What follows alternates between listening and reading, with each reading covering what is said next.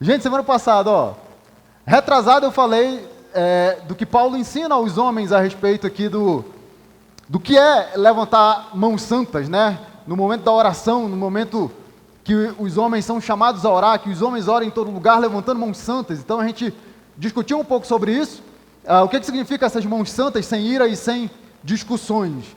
E aí eu mostrei isso daqui interessante para você, porque Paulo, quando ele vai falar aos homens, ele gasta um versículo. Lembra que eu falei semana passada? Quando ele vai falar para as mulheres, passa aí para a gente, por favor. Olha só o tanto de versículo que ele gasta com as mulheres. Com os homens, versículo 8. Com as mulheres, 9, 10, 11, 12, 13, 14, 15. Acho que até que ele desiste. Não, vou parar por aqui. Vou parar por aqui, senão daqui a pouco a epístola é só sobre isso.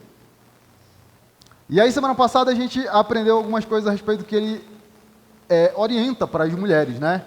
Então, a mulher, da mesma forma que os homens, que se vistam modestamente, com decência e discrição, não se adornando com tranças, nem ouro, nem pérolas, nem roupas caras, mas com boas obras, como convém de mulheres e professam a adorar a Deus. Gente, a mensagem ela é muito similar, tanto no versículo 8 quanto no versículo 9 e 10, só para você relembrar. Paulo, o que ele está fazendo? Ele quer ensinar um princípio, tudo bem? Você tem que aprender a fazer esse tipo de leitura da palavra de Deus, senão você se torna um legalista, você se torna um fariseu, você fica mais focado na regra em si e esquece o princípio. Porque olha só, você acha que Paulo está falando só de roupa com as mulheres?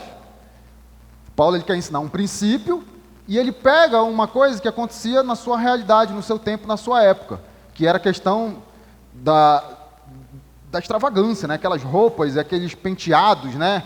E aqueles cabelos com aquelas tranças e pérolas e conchas e aquele monte de coisa. Gente, na semana passada eu aprendi um monte de coisa que eu não sabia do universo feminino. Aprendi até que dá para repartir o cabelo, isso eu não sabia mesmo. Gente, por que você tem que aprender a fazer uma leitura da Bíblia enxergando o princípio e não a regra? Porque, pensa comigo, ele está falando ali de decência, modéstia, discrição. Se você acha que é roupa, pense comigo, existem outras situações em que dá para ser indiscreto que não sejam no uso da roupa? Dá para ser indiscreto no falar? Dá para ser indiscreto? Você entendeu? Se você acha que é roupa, aí você vai pegar uma roupinha que você acha que é discreta, que é modesta, que é decente, e você vai dizer assim, olha, eu estou em conformidade com 1 Timóteo, capítulo 2, versículo 9 e 10. Mas na hora de falar, né? A língua não para, né? Até espirra assim. É o que alguns chamam de veneno. Aí você perde de obedecer ao princípio, porque você está focado numa regra. Quando, na verdade, Paulo está ensinando um princípio.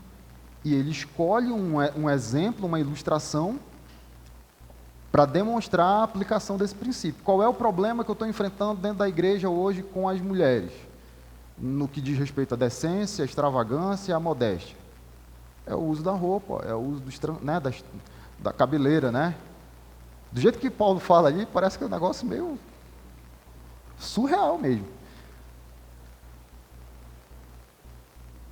E aí você fica focado na regra e não cumpre o princípio. A gente faz muito isso, gente. É triste de falar, mas a gente faz muito isso. A gente acha que ser cristão é cumprir uma série de regrinhas. E a gente perde de viver uma vida cristã madura, porque a gente não entende o que a Bíblia está tentando ensinar para a gente. Por que a gente sabe disso? Lembra do homens orando e na hora de orar levantar as mãos santas? O que a gente aprendeu disso daí? É para lavar a mão na hora da oração? Porque eu acabei de orar ainda agora, eu não vi nenhum homem saindo para lavar a mão. Pastor, espera só um pouquinho, vou lavar a mão para levantar mãos limpas, né? Daqui a pouco eu volto para a gente orar. Na verdade, eu não vi nenhum dos homens levantando. Já começa por aí. Porque mãos santas a gente aprendeu, lembra? Não tem a ver só com a postura corporal, mas tem a ver com a postura do coração, tem a ver com o caráter. Então, Paulo está ensinando coisas do caráter para nós. Versículo 8, em relação aos homens, versículo 9 e 10, em relação as mulheres. É importante dar essa revisadinha, porque você vai entender agora os versículos de 11 a 15 melhor, por causa dos versículos 8, 9 e 10. Porque Paulo ele vai continuar fazendo a mesma dinâmica, nos versículos de 11 a 15. Pode passar. Volta um pouquinho, achei que estava separado o texto lá. Volta lá. Aí, ó. Versículos de 11 a 15. Então a gente trabalhou até o 10 e os versículos de 11 a 15 hoje. A mulher deve aprender em silêncio com toda sujeição. Não permito que a mulher ensine, nem tenha autoridade sobre o homem. Esteja, porém, em silêncio, porque primeiro foi formado Adão e depois Eva. E Adão não foi enganado, mas sim a mulher, que tendo sido enganada tornou-se transgressora. Entretanto, a mulher será salva, dando à luz filhos, se elas permanecerem na fé, no amor e na santidade, com bom senso. Gente, isso é um texto difícil, porque ele é um texto polêmico, né? A gente tem a tendência de olhar para esse texto e pensar que Paulo está dizendo aqui, ó, não permito que a mulher ensine, nem que tenha autoridade sobre o homem. Esteja, porém, em silêncio. Se você não aprende a lidar com esse texto, o que você vai pensar? Das duas, uma. Ou as mulheres na igreja têm que ficar caladas, e aí hoje de manhã um monte, né, já pecou, né? Se você entende esse texto desse jeito, um monte pecou, porque de manhã a participação das mulheres ela é bem, né, contundente, né? Você vê que as mulheres participam da aula, ou seja, elas falam, mas não ficam em silêncio. Você já viu mulher em silêncio? Você já viu? Tem isso. Tem mulher que nem ri nessa hora, né? É mais fácil um homem em silêncio, mulher mais difícil. Se é esse o entendimento do texto, então, e agora, né? Porque no culto de quarta-feira as mulheres falam? As mulheres falam, irmã Neuza? As mulheres, olha, não era para a senhora se entregar, não.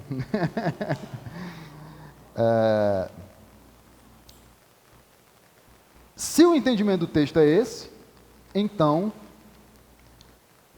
as mulheres estão pecando, porque elas não ficam em silêncio, elas falam, elas contribuem, né? Elas compartilham, elas fazem suas observações. Aí você vai ter a tendência de pensar de um outro jeito. Bom, então o pastor está dando a entender para mim que Paulo não está dizendo que literalmente tem que ficar em silêncio. Se literalmente não tem que ficar em silêncio, então esse texto aí, a única explicação, né, possível agora é que esse texto ele decaiu. Hã? Esse texto decaiu. Isso não vale mais para nós hoje. Isso era uma coisa da época, né? Da cultura lá. Na época de Paulo as coisas eram assim, a mulher tinha que ficar calada mesmo, e os homens aqui direcionavam. Mas hoje os tempos mudaram, não é isso? As mulheres agora têm voz ativa, né? E estão ali, mesmo pé de igualdade com os homens, e esse texto aí, a única explicação que restou foi essa. O texto não serve mais para hoje. Isso é um texto bíblico que não serve mais para hoje? Um pedaço da palavra de Deus não serve mais para hoje. Aí é pior do que ficar em silêncio, né? Dizer que a palavra de Deus decaiu. Aí você fica me olhando com cara de interrogação, né? Bom, se não é nenhuma coisa nem outra, o que é então, pastor? Por isso que você está aqui. Agora sim, Daniel, pode passar aí para a gente. Gente, eu vou dar algumas informações de contexto. Abra sua Bíblia logo em 1 Timóteo, que a gente vai ver alguns textos ali que estão em negrito. Essas informações de contexto, elas vão ajudar a gente a entender o texto também. Lembre que eu já falei do contexto imediato ali, né? O texto que está imediatamente ao redor dos versículos 11 a 15, que são os versículos de 8 até o versículo 10, e depois, no final da pregação, eu ainda vou falar do capítulo 3, que é o texto que está imediatamente depois do versículo 15. Capítulo 3, versículos 1 e 2, pelo menos. Mas olha como, dentro da epístola a Timóteo, você tem outras informações importantes. Eu até abri já aqui, para a gente ler junto esses textos aí. Então, olha só, informação de contexto ali de 1 Timóteo. Os falsos mestres em Éfeso, lembra? Timóteo está em Éfeso quando ele recebe essa carta, tá? Então, Paulo ele dá instruções para Timóteo para que ele aplique essas instruções ali no contexto da igreja de Éfeso. Então, os falsos mestres em Éfeso estavam semeando dissensões e se ocupando com trivialidades. Como é que a gente sabe disso? 1 Timóteo, capítulo 1, versículo 3 a 7. Está aberto aí? Capítulo 1, versículo de 3 a 7. A gente já estudou esse texto, tá? Vou só relembrar aqui, ó. Partindo eu para Macedônia, roguei que você permanecesse em Éfeso. Você, Timóteo, né? Para ordenar a certas pessoas que não mais ensinem doutrinas falsas. Então você tem um problema ali em Éfeso. Na igreja de Éfeso tinha uma questão de doutrinas falsas sendo ensinadas.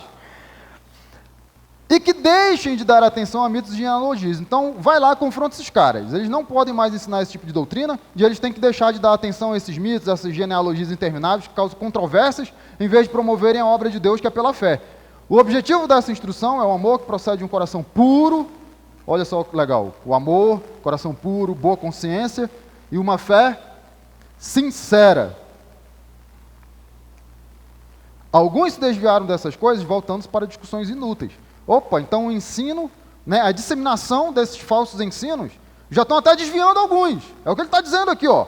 Alguns se desviaram dessas coisas, voltando para discussões inúteis, querendo ser mestres da lei, quando não compreendem nem o que dizem, nem as coisas acerca das quais fazem afirmações tão categóricas. Então tem gente que, por causa das falsas doutrinas, estão se desviando e estão, inclusive, querendo ser mestres dentro da igreja. Tem uma luz aí? Preste atenção nas informações de contexto, elas vão ajudar a gente a entender o texto. Olha lá, segundo ponto que eu separei para você.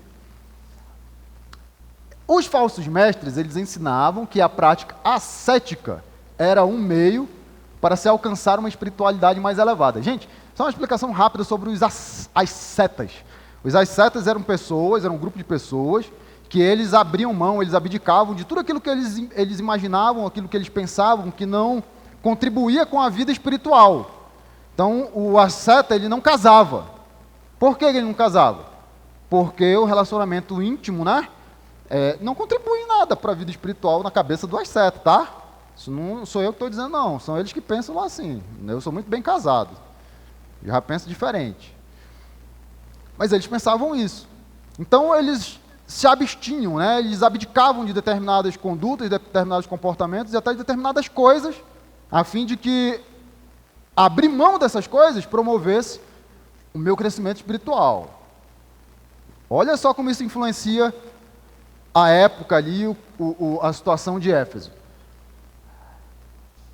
Estavam ensinando a abstinência de certas comidas, do casamento e do sexo em geral, né? O casamento na Bíblia ele é permitido só dentro do contexto do casamento. O sexo na Bíblia é permitido só dentro do contexto do casamento. Se você proíbe o casamento, né? Acabou a diversão. Então, 1 Timóteo 4, de 1 a 5. Dá uma olhada lá. Você está aí no capítulo 1? Vai lá para o capítulo 4. Que esse texto está lá. Virou umas páginas aí? Posso ler? O Espírito diz claramente que nos últimos tempos alguns abandonarão a fé e seguirão espíritos enganadores e doutrinas de demônios. Tais ensinamentos vêm de homens hipócritas e mentirosos, que têm a consciência cauterizada. E proíbem o casamento, olha aí, ó, tá aí, ó. Proíbem o casamento e o consumo de alimentos que Deus criou para serem recebidos com ações de graça pelos que creem e conhecem a verdade. Gente, você pode comer bacon. É só dar graça, está aqui, ó. Para serem recebidos com ação de graças pelos que creem e conhecem a verdade. Isso aqui não é uma autorização para você exagerar, né? Para ficar... Você não pode deixar chegar nesse nível. Está até diminuindo aqui, porque minha esposa, o Conselho Deliberativo, disse que tinha que dar uma melhorada. Tudo na costa larga, né? Pois tudo que Deus criou é bom e nada deve ser rejeitado se for recebido com ação de graças, pois é santificado pela palavra de Deus e pela oração. Gente, isso aqui é interessante. Não é o meu propósito hoje falar de comida, não. Uma vez uma pessoa mandou, o cara está lá, né, na região de Mauá, ele mandou uma mensagem para mim: pastor, recebi uma caixa de Ferrero Rocher. Não é aquele bombom Ferrero Rocher? Recebi, só que eu recebi daqueles carinha que ficam na rua dando incenso para você, né? Eles dão incenso, um folhetinho. o pessoalzinho da Nova Era lá, né? E aí eles, junto com o incenso, eles me deram uma caixa de Ferrero Rocher. Posso comer? Eu digo, filho, agradece e põe para dentro. Agora, se a sua consciência te acusa, põe numa caixa no correio e envia para mim. Porque a minha consciência está tranquila. Eu acho que ele comeu, porque o Ferrero Rocher nunca chegou. Não deu certo, né? Eu acho que ele comeu. Ele agradeceu, disse, poxa, obrigado pela orientação, poxa, deve ter comido, né? Sem peso na consciência. Mas não é meu propósito falar de comida, não. Meu propósito é chamar a sua atenção para você perceber que o texto ele tem indicações para nós de que essas coisas estavam sendo ensinadas ali na igreja de Éfeso. Tudo bem? Então vamos lá para o pontinho 3. Minto, ainda no 2, ó. Possivelmente estavam ensinando que o treinamento físico também servia para se alcançar essa espiritualidade. Olha o versículo 8. O exercício físico é de pouco proveito. Paulo está refutando isso daí, né? Se Paulo está combatendo isso daí é porque eles deviam estar falando isso daí. O exercício físico é de pouco proveito, a piedade, porém, para tudo é proveitosa, porque tem promessa da vida presente e da futura. Gente, de novo, isso não é uma desculpa para você ficar em casa, sentado o dia inteiro assistindo televisão, né? E enchendo a pança de bacon frito. Você tem que cuidar do templo do Espírito Santo, né? Mas nem de longe, praticar exercício físico promove espiritualidade. Nem de longe. Né? Já malhou, né? Malhou bastante, tudo. Ficou mais espiritual por causa disso? Nada, né? E nem deu muito resultado, que agora perdeu tudo, olha. Não, já vi uma foto dele no auge. O menino tava grandinho. Samuel, tu desliga esse ar-condicionado pra gente, por favor? Tá? Então, estou dando exemplos para você de que essas coisas elas eram ensinadas na igreja de Éfeso. Vocês estão comigo, gente?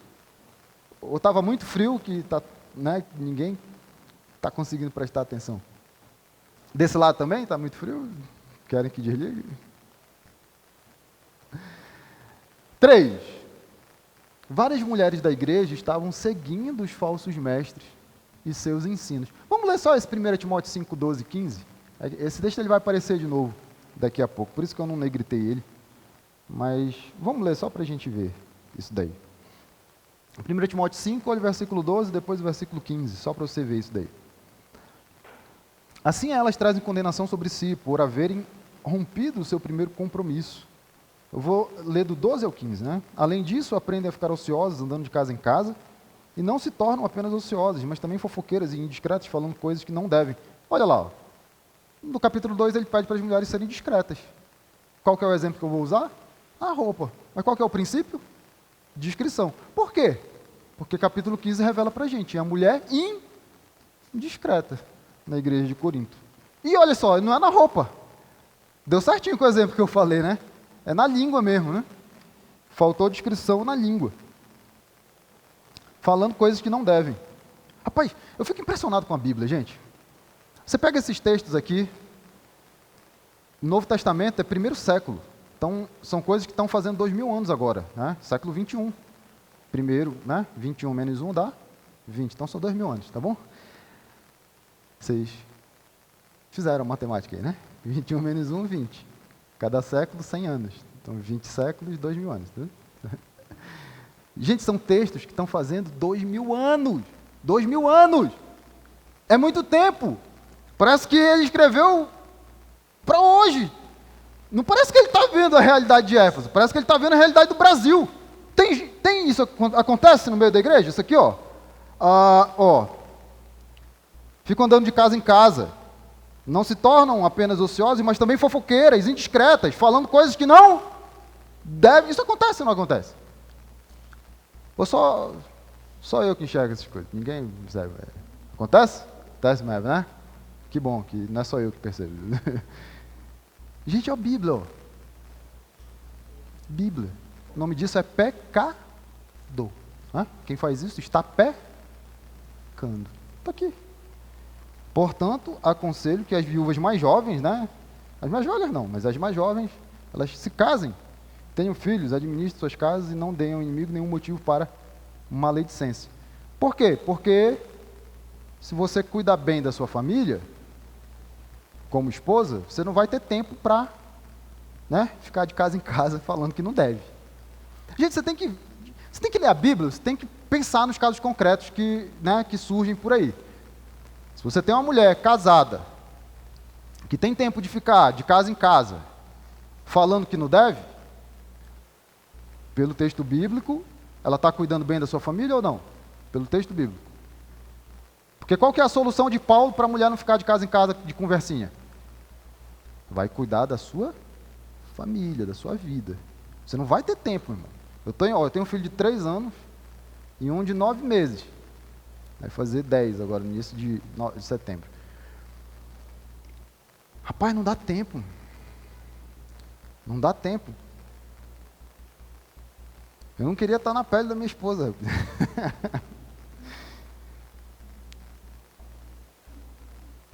Eu estou descobrindo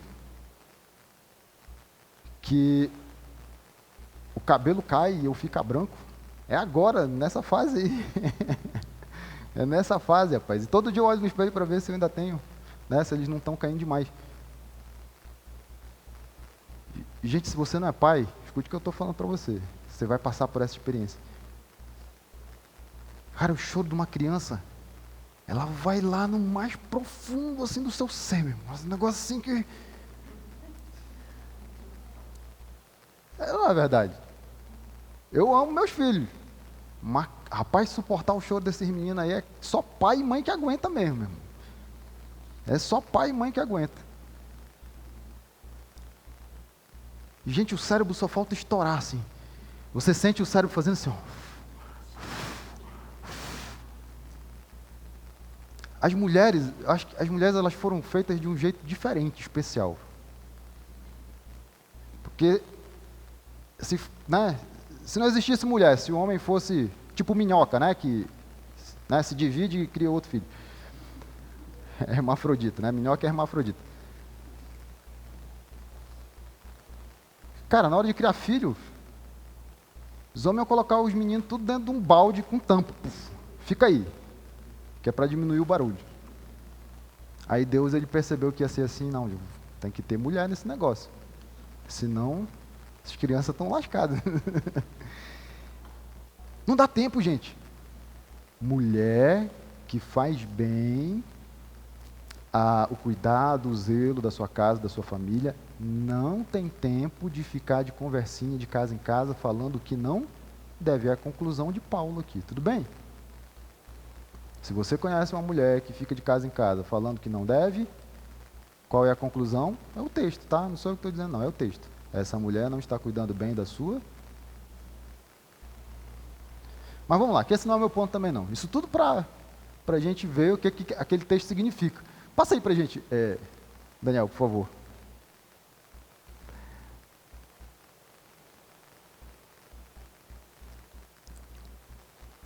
Olha só, eu separei mais 2 textos aqui que vão ajudar a gente. Esses eu fiz questão de projetar. Que diz assim, ó: portanto, eu aconselho que as viúvas mais jovens se casem. Esse que eu acabei de ler, né? É o versículo 14. Algumas, na verdade, já se desviaram. Olha só o que ele diz. Algumas, na verdade, já se desviaram para seguir a Satanás. Isso é forte. Paulo está falando um negócio forte aqui. O que significa isso, pastor? Paulo já explicou no capítulo 4. O Espírito diz claramente que nos últimos tempos alguns abandonarão a fé e seguirão espíritos enganadores e doutrinas de demônios. Tudo bem?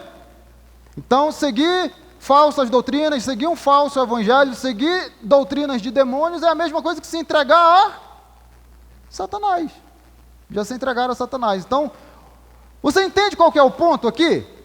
Na igreja de Éfeso, existiam mulheres que, dando ouvido a falsas doutrinas, estavam desvirtuando o seu comportamento. O comportamento cristão que elas deveriam implementar, não estava sendo implementado, ele não estava sendo realizado pela influência das falsas doutrinas. Elas estavam seguindo doutrinas de demônios, se entregando a Satanás, falando coisas que não devem. Quando a palavra de Deus diz que você tem que ser discreta, elas estavam sendo indiscretas. É roupa? Não! Ele dá o exemplo, mulheres indiscretas no falar. É o princípio, Tudo bem? Vocês estão comigo? Princípio. Isso é importante. Deu para entender? Então, na igreja de Éfeso, você tinha esse tipo de problema acontecendo dentro da igreja de Éfeso. Por quê, pastor? Você tem que pensar, gente, na realidade daquela época. Você lembra que templo que tinha na cidade de Éfeso? Você lembra qual que era o templo que tinha na cidade de Éfeso? Você tem duas cidades que elas têm problemas muito parecidos, inclusive. Duas igrejas com problemas muito parecidos. Uma é Corinto e outra é Éfeso. Nas duas elas têm uma coisa em comum. Em Corinto tem um templo. Em Éfeso também tem um templo. O templo de quem? Qual que é a divindade ali, né? Divindade falsa, né? Diana em Éfeso. E em Corinto, a deusa do amor, né? Da fertilidade. Quem que é? A Afrodite. Rapaz, a igreja de Corinto bombava, né? Tinha gente assim, né? Eu acho que tinha muito, era homem. Mulher eu acho que não tinha quase nada. Cidade portuária. Os marinheiros, né, aportam em Corinto, que trabalham meses e meses, semanas e semanas no navio, vendo só homem ao seu redor. Aí chega em Corinto. O que tem em Corinto? O templo da deusa da fertilidade, a deusa do amor. Quem que está lá dentro? As sacerdotisas cultuais, que são, na verdade, prostitutas.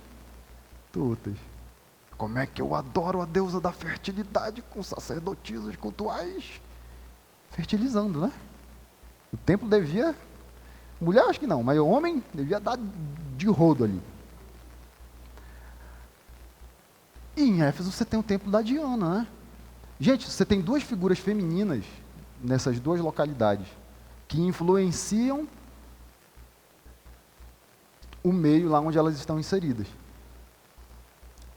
Pense se você morasse em Éfeso, mulher, e você tem um templo dedicado à deusa Diana, né? Que é a demonstração, né, da superioridade feminina, a demonstração da força, né, de como que você ia mexer na sua cabeça? O que você ia pensar? Não, eu quero ser como Diana. Diana não se submete, ela não se sujeita. Diana, ela está no controle, ela é a deusa, ela é adorada pelos homens e não sujeita aos homens. Eu estou falando de gênero aqui. Então o que é que eu vou fazer? Gente, contexto da cidade e contexto da heresia que estava ali na igreja de Éfeso. Tudo bem? Então a gente tinha problema ali. Paulo ele deixa muito claro e evidente na carta que tinha problema nessa área, nesse aspecto. Por quê? Porque estavam seguindo a Satanás, estavam seguindo falsas doutrinas de demônios. Aí, vamos para o nosso texto, versículo 11.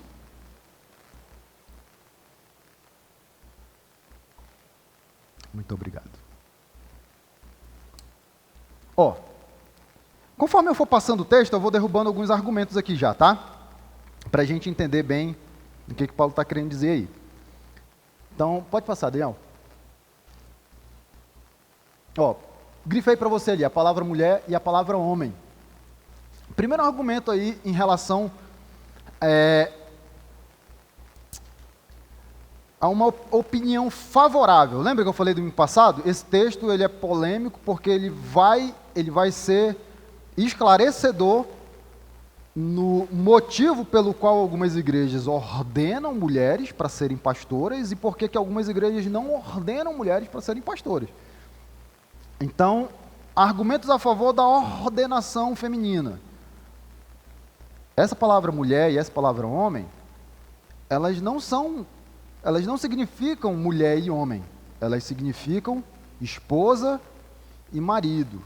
Então tem gente que vai dizer assim, esse texto ele não está falando de um aspecto geral. O princípio aí não é um princípio geral norteador da igreja.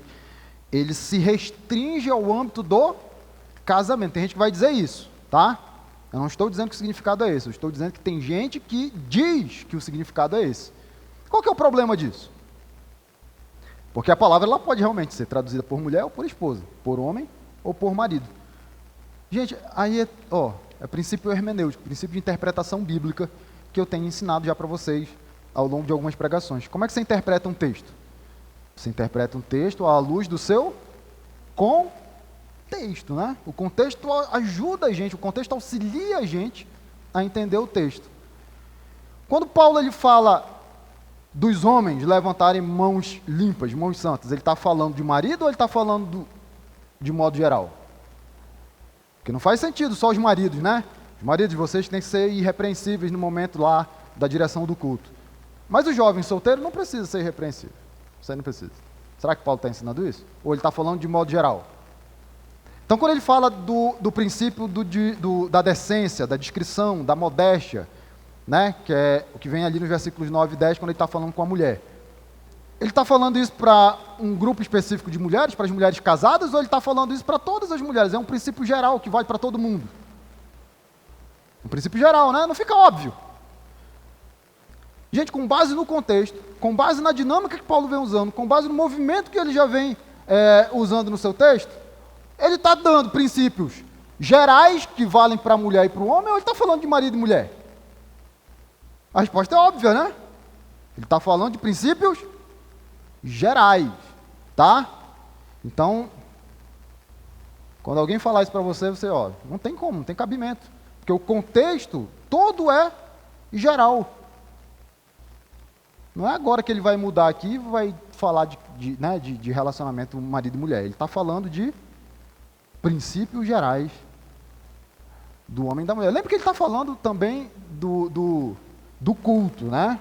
Os homens tomando a direção do culto, fazendo orações, impondo as mãos, não literalmente, né? Mas demonstrando uma vida irrepreensível, e as mulheres participando do culto, ataviadas, né? Arrumadas, enfeitadas, mas com decência, com discrição, porque o enfeite maior não é o enfeite da roupa ou dos penteados, o enfeite maior é o do coração, né? Mulheres que estão ali dispostas a contribuírem com a obra do Senhor, é isso que ele está ensinando. Então ele está dando aqui ditames, mandamentos aqui para a realização do culto. E eu estou sentindo ali pelas heresias de Éfeso que algumas mulheres elas estão querendo fazer algumas coisas que não é da função, que não é do papel delas realizarem. E aí ele manda essa aqui, versículo 11 e versículo 12. Pode passar, Daniel. Olha só, eu separei esse texto de 1 Coríntios para você, 1 Coríntios 11, 5, que vai dizer assim: toda mulher que ora ou profetiza, né, com a cabeça descoberta, desonra a sua cabeça, pois é como se a tivesse raspado. Esse texto de 1 Coríntios, gente, desde o versículo 3 até o 16, ele é outro texto que a gente debate nessa discussão de ordenação feminina, se pode ou se não pode. Mas a minha ênfase aqui é mostrar para você que as mulheres oravam. Está vendo ali, ó? E toda mulher que ora. Então elas falavam, né? Ele não está falando de oração silenciosa. Por que a gente sabe disso? Porque do lado tem profetiza, ó. Toda mulher que ora aí, profetiza. Você não vai fazer isso só no pensamento, né? Oração silenciosa até dá para fazer. Mas a questão da profecia, não. A questão da profecia você tinha que falar, né, de forma aberta, né, de forma que a pessoa que está perto de você entenda. Porque senão que diacho de profecia é essa? Né? Que você fala e ninguém escuta, ninguém sabe o que. Então, na igreja de Corinto, tinham mulheres que oravam e profetizavam. Tudo bem? Isso quer dizer que elas falavam. Ué, isso já tem uma crise, então. Porque Paulo diz para ficar em silêncio. Como é que agora ele diz que é a mulher que ora e profetiza? Esse Paulo deve estar muito doidão, né? Ou o texto não vale mais para hoje, ou ele está querendo ensinar alguma coisa que você ainda não percebeu. Vocês estão comigo? Vocês querem saber o que ele está dizendo? Domingo que vem a gente continua. Estou brincando, ainda tem tempo. Gente, o contexto de 1 Coríntios 11. No capítulo 12 ele vai falar de dons espirituais. Depois ele vai falar muito a respeito de línguas, né, profecias e dom de línguas. Ele vai falar assim: vocês estão procurando os melhores dons, né, os maiores dons. Mas tem uma coisa que nem é dom, que é um caminho muito mais excelente, que é o amor. Vem aquele capítulo 13, capítulo lindo de 1 Coríntios, né? E aí no capítulo 14 ele fala de ordem e decência. Por quê? Porque se todo mundo fala em língua ao mesmo tempo, além de você estar falando uma coisa que ninguém entende, quanto mais todo mundo falando ao mesmo tempo. Então ele não está falando de gente que fica em silêncio no culto. Ele está falando de gente que fica fazendo barulho no culto. E ele diz, ó, desde que se faça com ordem e decência. Acho que é o 14:40. Então as mulheres falavam. Então, esse em silêncio não pode ser exatamente ficar calada. Pode passar, Daniel, pra gente. Gente, você sabe, porque eu já expliquei a dinâmica. Se você aplicar a dinâmica ao texto, você já matou a charada. Eu fico aqui fazendo um suspense para ver, né, se... Mas é só aplicar o que você já viu no versículo 8, no versículo 9 e no versículo 10. Paulo está falando literalmente de levantar mãos limpas? Ou ele está falando de um princípio? Ele está falando de um princípio, né? De caráter irrepreensível. Paulo está falando literalmente de roupa? Ele usa roupa, né, como exemplo, como ilustração, mas ele está falando de modéstia, discrição, decência. Não é isso que ele está falando? Gente, aplique a mesma coisa. Faça a mesma perguntinha para o versículo 11 e para o versículo 12. Paulo está falando literalmente de ficar em silêncio? Ou ele está querendo ensinar uma outra coisa? Porque está do lado, ó. Eu coloquei para você o que ele usa de exemplo e o princípio que ele quer ensinar por trás do exemplo. A mulher deve aprender em silêncio. Por que ele usa isso como exemplo? Porque, lembra de Corinto? Né? Muito barulho. Lembra de Éfeso? Elas influenciadas por uma falsa doutrina, por heresias, com certeza também estavam. Por que ele manda os homens levantarem mãos santas na hora da oração? Lembra que eu expliquei o versículo 8? Homens, a responsabilidade da direção do culto, ela é sua. Opa, qual que é a necessidade de Paulo falar isso para os homens? Só faz sentido se tem mulheres querendo tomar a função que deve ser realizada pelos homens. Então por que ele diz ficar em silêncio? Porque, lembra? Tem mulher indo de casa em casa, indiscretas no falar, falando que não devem. Então Paulo ele dá logo uma paulada, né? De acordo com a realidade de Éfeso, o que eu quero? Que você fique em silêncio. Mas qual que é o princípio por trás? Está de azul ali, ó. Com toda a sujeição. Gente, está escrito no texto. A gente se bate com esses versículos, mas está lá escrito. Versículo 12. Igualzinho, ó. Não permito que a mulher ensine. E agora? Porque mulher ensina, não ensina? Qual que é o princípio por trás daquilo que ele está dizendo ali como ilustração? Que não tem autoridade sobre o homem. O que significa isso, pastor? Isso é uma ideia machista de Paulo? Ele não queria dar espaço para as mulheres falarem? Ele não queria que elas fossem iguais no mesmo patamar? É isso que ele está ensinando? Ou ele está fazendo uma distinção de função? Lembra casamento? Versículo 8, quando eu falei para os homens. Você tem marido e você tem esposa. De quem é a função de proteger? É do marido ou da esposa? De quem é a função de liderar? É do marido ou é da esposa? Quem que tem que cuidar? É o marido ou é a esposa? Quem que tem que sustentar? É o marido ou é a esposa? Iguais em valor, funções diferentes. O marido... Gente, o marido ele tem uma responsabilidade. Às vezes a gente perde isso de perspectiva. A gente pensa que isso é um privilégio. A Bíblia diz que ele é que manda.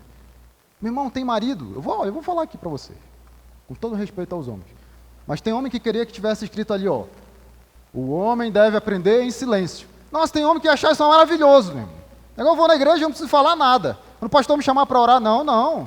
A Bíblia diz que o homem tem que ficar quieto, calado. Meu irmão, eu aposto. Tem homem que, pela postura, ele preferia que o texto estivesse falando isso daqui.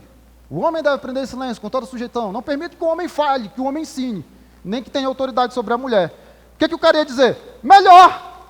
Que aí é culpa dela, a responsabilidade é dela, e eu estou aqui só debaixo da proteção dela. Gente, homem é escudo. Isso é na família, isso é na igreja. É na igreja. Vocês foram criados diferentes, homem e mulher. Vocês foram criados diferentes. Eu já expliquei isso daqui. Homem, objetivo, né? Mais casca grossa.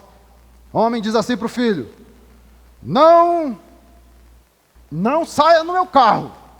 Quem já tem filho maior, né, adolescente, não saia no meu carro. Aí o moleque sai, né? Homem, objetivo. Fez, não fez. Obedeceu ou não obedeceu. Eu disse, não saia, ele saiu. Agora o bicho vai pegar. Mulher, subjetivo. Aí ela chega pro maridão e diz assim, mas amor, você não percebeu que ele só pegou o carro porque o nosso cachorrinho estava entalado com a ração, sem conseguir respirar, e ele rapidamente levou o cachorro no veterinário. Nosso cachorro ia morrer. Porque na cabeça do homem não interessa. Eu disse não, e ele foi lá e fez. A mulher, ela tem uma outra percepção. Ela percebe os detalhes, ela percebe o que você está... Gente, mulher tem um negócio que se chama empatia. Mulher, ela consegue se identificar com o que você está sentindo. Isso é um negócio que é um mal barato isso daí, né, de ver as mulheres fazendo. Eu realmente prefiro ser do jeito que eu sou. Mas as mulheres, elas têm isso.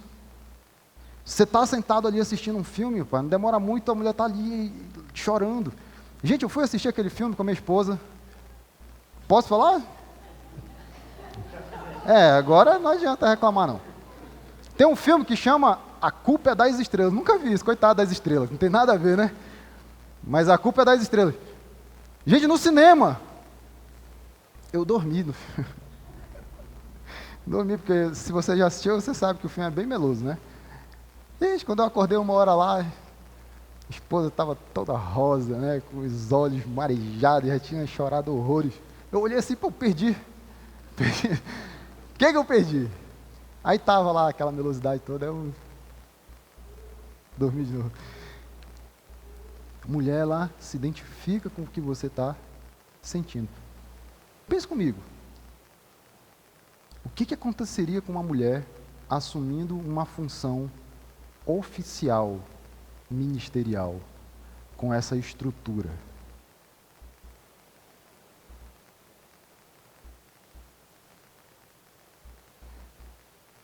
Guarde essa perguntinha, que eu vou voltar com ela no final. Deixa eu avançar aqui, que o Henrique está me avisando aqui. Deu para entender? Qual é o problema em Éfeso? Muita falação, por influência, né, de falsas doutrinas. Qual é o princípio? Você tem que aprender a se sujeitar. Isso não é ser diminuída, você não vale menos do que o homem por causa disso. Apenas Deus organizou as coisas assim. E ele repete, né, esteja, porém, em silêncio. Aí você já sabe o que significa. Permaneça, né, tem uma postura de sujeição. Ele vai explicar por que ele entende desse jeito. Paulo, ele vai explicar. O bacana de Paulo agora é que ele se dá o trabalho de explicar. Tem algumas coisas que ele não explica. Ele só diz que é assim e pronto, meu irmão. Aí Paulo, por quê? Interessa. Quem que é você para perguntar por quê?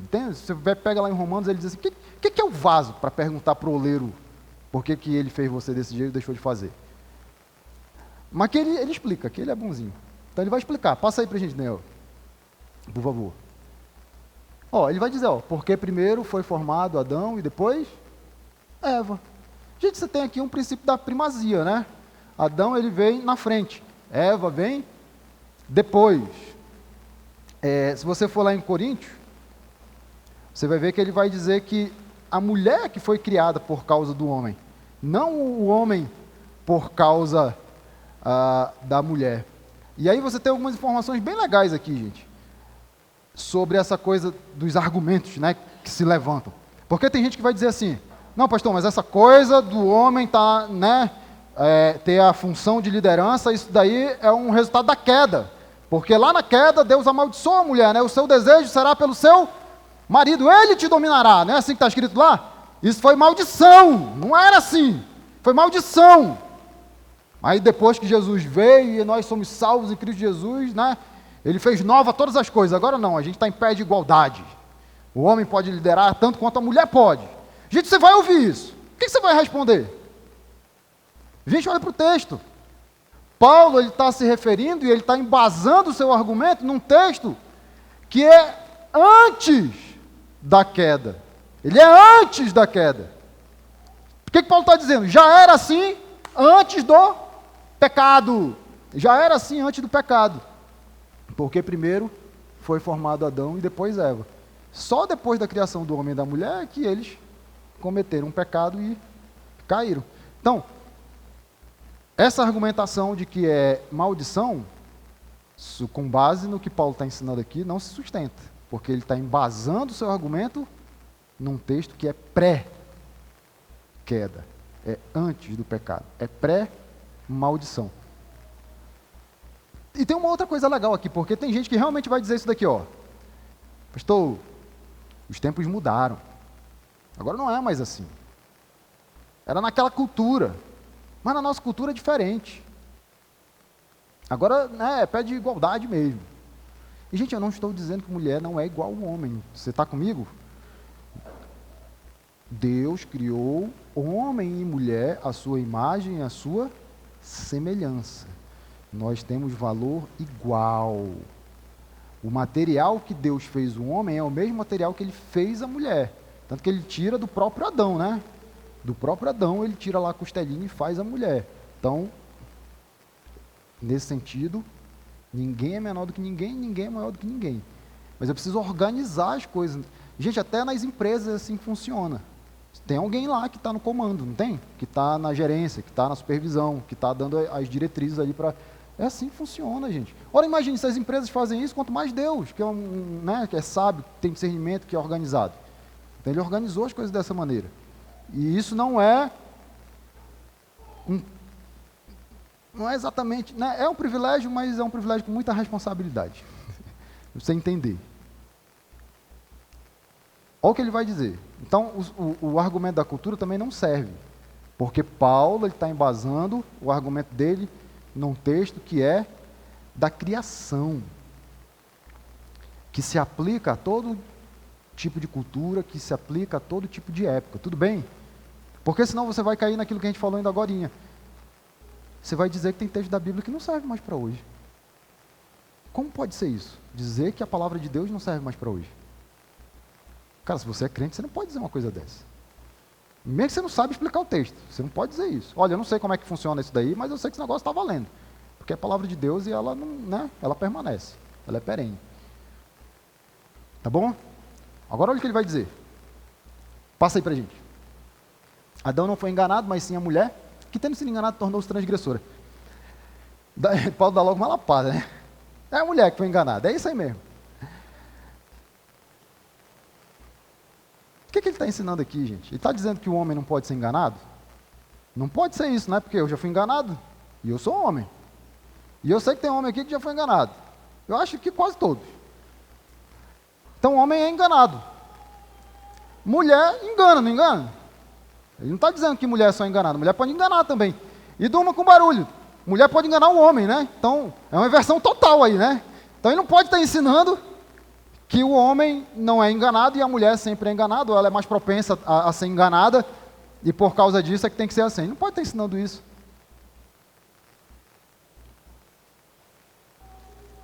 O que ele está ensinando? Ele está mostrando para a gente o que aconteceu lá em Gênesis 3. Vocês estão comigo ainda? No momento em que Eva tentou assumir a função que não lhe pertencia, olha o que aconteceu. Ela foi enganada. E isso não quer dizer que Adão está bem na foto, não, porque existe uma probabilidade muito grande que Adão estivesse ali do lado de Eva quando a coisa aconteceu. Se omitiu. Então, cada um deixou de fazer o seu papel. Ele de assumir o seu papel de líder, né? Homem, casca grossa, né? Não é assim não, Deus mandou a gente obedecer, a gente vai obedecer esse negócio aqui. Mas ele viu a mulher tomando as rédeas, o que ele fez?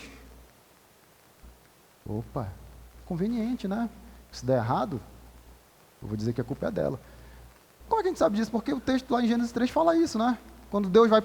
Você vê que quando Deus ele chega lá, ele não vai lá com Eva? Você acha que Deus não sabia que tinha sido Eva, que tinha feito toda... Com quem que ele vai? Ele vai com Adão mesmo. Homens, acordem! Se você estiver lá diante de Deus, não adianta dizer que foi a mulher que tu me deste. Ele vai cobrar de você mesmo. É atrás de você que ele vai. Sabe por que a gente sabe que Adão se omitiu e ele permitiu que Eva assumisse uma função que não era dela? Porque Deus diz assim para ele: porque destes ouvidos à tua mulher, a responsabilidade era sua. Nossa, rapaz, quem adiantou o relógio? A responsabilidade era sua. E você fingiu que você não estava percebendo isso. Você permitiu que ela assumisse uma função que não era dela. Gente, o problema não está só na mulher ter desejado usurpar uma função que não lhe pertencia. O problema está em Adão, que deveria ter assumido, né, uma postura de homem e orientado sua esposa, ter ficado calado ali diante daquela situação. Eva desejou tomar uma função que não era dela e Adão permitiu que isso acontecesse. Então os dois têm culpa no cartório, mas quando Deus chega, ele cobra de Adão. Você deu ouvidos à sua mulher, você se submeteu, você se sujeitou à liderança, não é para ela liderar, é para você que tem que cuidar da sua esposa, você que tem que proteger, você é o escudo, você deveria ter coberto ela ali naquela hora, você não teria, não era para você ter permitido isso. E agora, covarde do jeito que você ainda joga a culpa nela, e de tabela joga a culpa em mim, porque foi a mulher que tu me deste, né? Tipo, no final ainda a culpa é de Deus.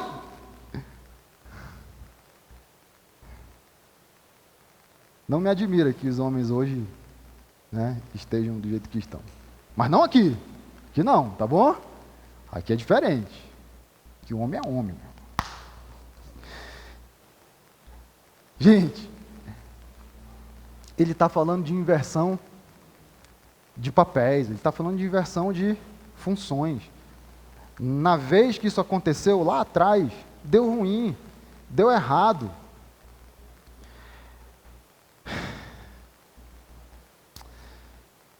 Não é para ser assim. Passa aí, Daniel, para a gente. A gente vai caminhar para o fim aqui, que o pessoal já está todo mundo fazendo assim. Aí ele diz isso daqui, ó. Entretanto, a mulher será salva dando à luz filhos, se elas permanecerem na fé, no amor e na santidade, com bom senso. Eu não sei exatamente o que significa isso daí, não. E o que me serve de consolo é que de todo mundo que eu li, pesquisei e estudei, ninguém sabe. Então, tá valendo.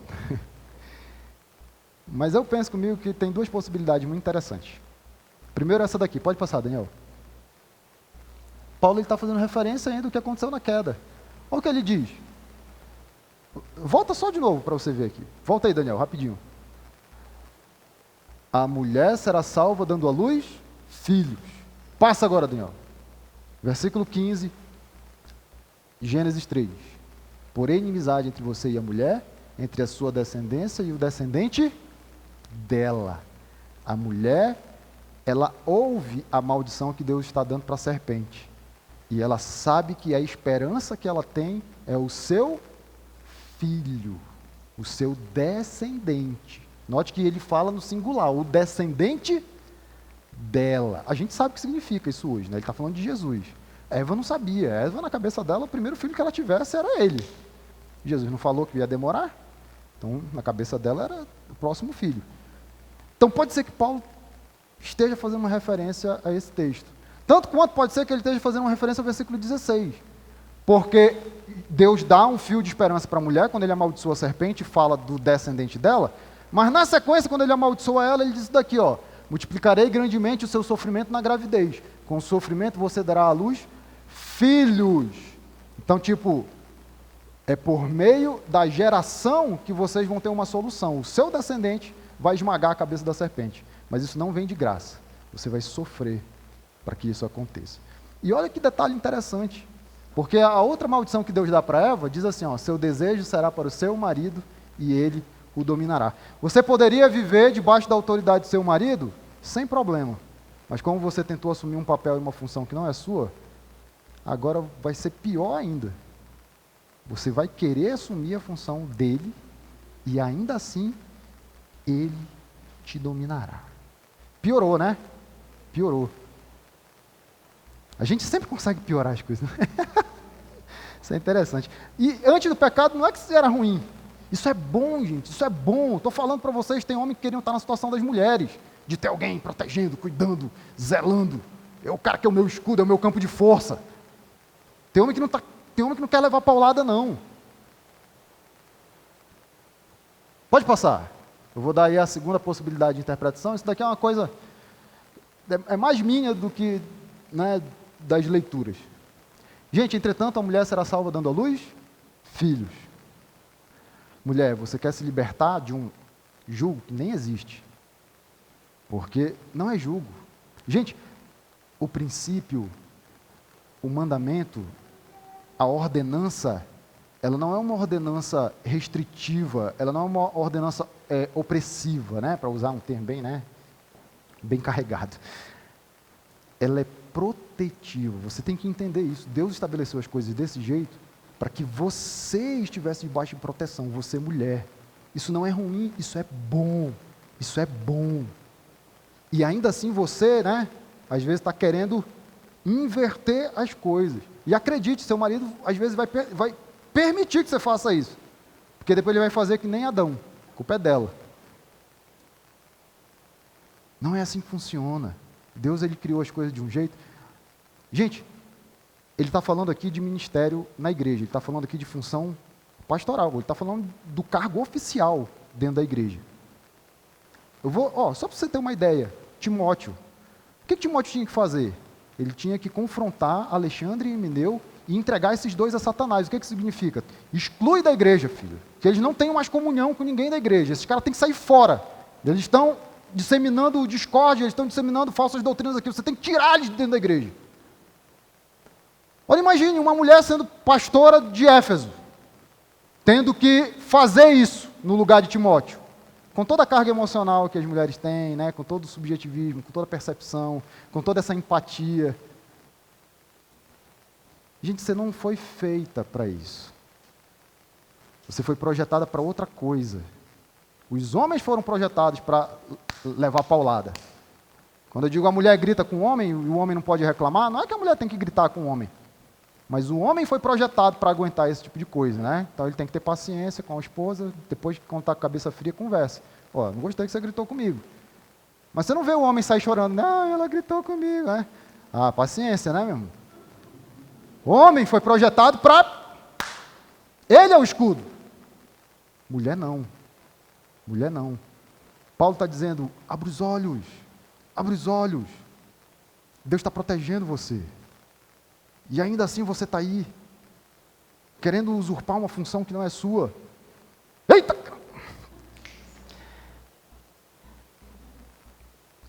Para a gente acabar, então.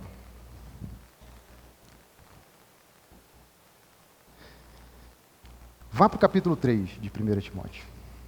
E eu vou dizer por que ele está falando de gênero aqui. Quem é que pode ser pastor na igreja? Pense comigo, gente. Você já viu algum sacerdote no Antigo Testamento, mulher? Você viu? Não tem, não existe. Você já viu o apóstolo mulher? Você vê que Jesus, ele não chama mulher, chama? E Jesus, ele não estava preocupado não em escandalizar ninguém, porque ele conversa com a mulher samaritana em pleno sol de meio-dia, ela era samaritana e ela era de má reputação, 5 maridos e o 6º nem era marido dela. Jesus não estava muito preocupado com essas coisas não. Se ele tivesse que chamar uma mulher, se fosse permitido, né, ele teria chamado, rapaz. Ele não está preocupado com essas convenções humanas, não. Ele bate de frente com os fariseus por causa disso o tempo todo. Mas você não tem sacerdote mulher no Antigo Testamento, nem apóstolo mulher no Novo Testamento, né? Não é interessante? Você tem mulheres líderes. Você tem Débora no Antigo Testamento, não tem? Você tem Lídia no Novo Testamento. Mas nunca assumindo função oficial. A questão é essa. Olha o capítulo 3 para você ver. Essa afirmação é digna de confiança se alguém deseja ser bispo, deseja uma nobre função. Bispo no masculino pode ser geral, né? Bispos homens e bispos mulheres. Mas olha o que Paulo vai dizer no versículo 2.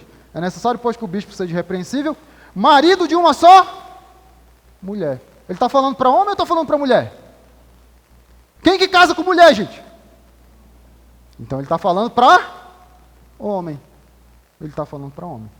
Quem assume... Gente, é o texto que vem logo depois de 1 Timóteo 2, versículo 15. É o texto que vem logo depois. Eu estou ensinando que o homem é que deve assumir a responsabilidade de dirigir, de assumir a função oficial dentro da igreja. Tudo bem? É por isso que a nossa igreja não ordena mulheres. Porque a gente não gosta? Não. Nossa igreja tem líderes mulheres? Tem. Mas na hora de levar a paulada, quem que leva? Primeiro eu, né? Que sou pastor. Depois os homens que estão comigo aí. Por quê? porque é nossa responsabilidade proteger essas mulheres. É assim que funciona. Aqui, eu não vou deixar a mulher assumindo liderança, cargo oficial, para depois estar levando paulada na costa, quando o homem que tem estrutura para fazer isso. Tudo bem? Isso não é restringir, não é reprimir, não é oprimir, é proteger. Amém? Deus Pai Todo-Poderoso, nós te louvamos, nós bendizemos ao Senhor. E nós queremos aqui, ó Pai, te louvar pela palavra que foi ministrada nessa noite, por esse ensino tão precioso. E em nome de Cristo Jesus, Senhor meu Deus, que o Teu Espírito Santo continue a operar em nossas vidas, trazendo o entendimento, o conhecimento da Tua palavra, para que, Senhor meu Deus, a gente viva ela, Senhor meu Deus, de uma maneira correta, viva na sua plenitude, para que, Senhor meu Deus, cada um cumpra o seu papel, a sua função que foi designado, que foi chamado, Senhor meu Deus, e que todas as distorções, ó Pai, todas as vozes, Senhor meu Deus, que têm tanto propagado, Senhor meu Deus, ensinos diferentes daquilo que a Tua palavra nos orienta, daquilo que são fundamentos, Senhor meu Deus, elas estejam afastando, Senhor meu Deus, estejam trazendo luz, Senhor meu Deus, a todas as trevas, Senhor meu Deus, e que o seu povo caminhe nos teus caminhos para o louvor da tua glória. Pai, em nome de Cristo Jesus, agora que vamos continuar te louvando e te adorando, através dos louvores das canções, que também, Pai, no nome de Jesus, o Senhor esteja tocando no coração de cada um de nós, é o que nós oramos em nome de Jesus, amém.